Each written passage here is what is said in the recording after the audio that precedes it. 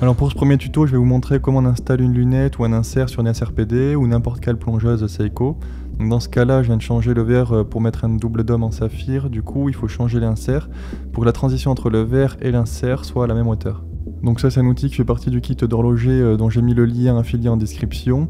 Je recommande tout le kit sauf cet outil.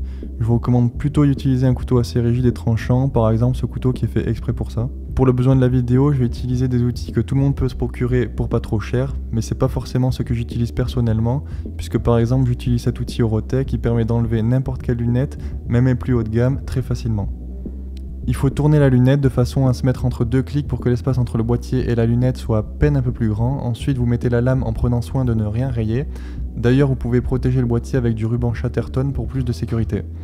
Une fois la lame complètement rentrée, vous faites levier avec le couteau et voilà, la lunette sort de son logement. Pour enlever l'insert, c'est pas obligatoire, mais pour plus de facilité, on peut chauffer un peu la colle avec un sèche-cheveux. Moi, je l'avais déjà enlevé. Vous pouvez ensuite nettoyer la lunette avec de l'éthanol et un coton-tige.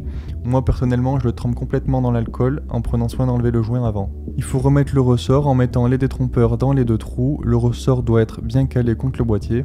Ensuite, il faut remettre le joint dans la lunette s'il n'y est pas, puis on pose la lunette sur le boîtier sans forcer. Ensuite, pour emboîter la lunette, on choisit les tasseaux en fonction du diamètre de notre boîtier et de la lunette. On place le tout et on presse jusqu'à ce que la lunette soit complètement emboîtée. Et enfin, on contrôle si elle tourne bien et le plus dur est fait. Certains modeurs préfèrent utiliser la colle Hypo-Cement pour coller les inserts.